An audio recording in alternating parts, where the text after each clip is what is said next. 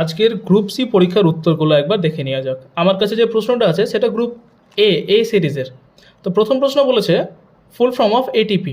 তো এটিপির পুরো নাম হবে adenosine triphosphate, option D adenosine triphosphate. দ্বিতীয় প্রশ্নে বলা হয়েছে যে সকলের শিক্ষার অধিকার যে আইনে প্রথম স্বীকৃতি পায় তা হলো, তো উত্তরটা হবে শিক্ষার অধিকার আইন, অপশান এ শিক্ষার অধিকার আইন। তৃতীয় প্রশ্নে বলা হয়েছে choose the most appropriate antonym of the word modern. Modern শব্দের একদম সঠিক যেটা বিপরীত শব্দ হবে সেটা হবে অ্যানসেন্ট। অ্যানসেন্ট মানে হচ্ছে প্রাচীন, আর মডার্ন বলতে বোঝায় আধুনিক। তো অ্যান্সার হবে অপশান সি অ্যানসেন্ট। 4 নম্বর প্রশ্নে বলেছে an interrogative sentence ends with. তো একটা প্রশ্নবোধক শব্দ শেষ হয় একটা প্রশ্ন চিহ্নের মাধ্যমে, তো উত্তরটা হবে আ কোয়েশ্চেন মার্ক। উত্তরটা হবে আ কোয়েশ্চেন মার্ক।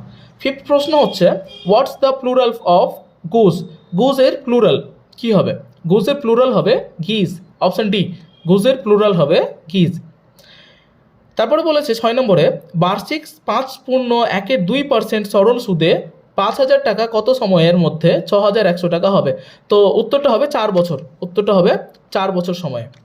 7 নম্বর প্রশ্নে বলা হয়েছে ফ্রম হুইচ স্টেট, কোন রাজ্যের ধ্রুপদী নৃত্যশৈলী। ধ্রুপদী নৃত্যশৈলী হচ্ছে তামিলনাড়ু রাজ্যের। তামিলনাড়ু রাজ্যে এই নৃত্যের উৎপত্তি হয়েছিল।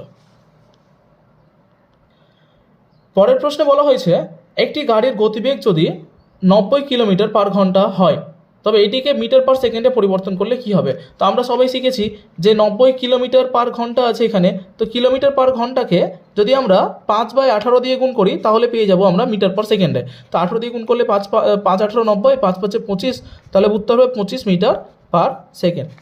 তারপরে 9 নম্বর উত্তরটা হবে option D 25 metre per second. 9 নম্বরে বলেছে এ হলো ডি এর ভাই, এ হলো ডি এর ভাই, ডি হলো বি এর বাবা, বি এবং সি হলো দুই বোন, এ ও সি এর মধ্যে সম্পর্ক কি? তো এ ও সি এর মধ্যে সম্পর্ক হবে কাকু এবং ভাইজি, আঙ্কেল অ্যান্ড নিস, অপশান ডি উত্তর হবে।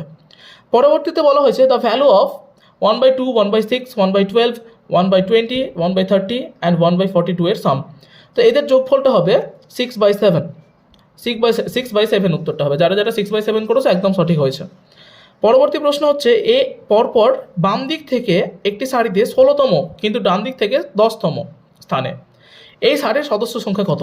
তো আমি যদি ওকে 16 নম্বরে বসাই তাহলে বাম দিক থেকে ও বলেছে ও হচ্ছে 16 নম্বর, তার মানে ওর আগে আরও 15 জন রয়েছে, তাহলে এদিকে রয়েছে 15 জন, ও একজন, ও হচ্ছে 16 জন। আবার ডান দিক থেকে দেখতে গেলে দেখতে পাবো যে ও আছে 10 নম্বরে, তার মানে ওর আগে 9 জন রয়েছে, তাহলে 9 জন প্লাস একজন 10 জন, আর এদিকে রয়েছে 15 জন, তাহলে টোটাল হচ্ছে 25 জন। তো উত্তর হবে অপশান সি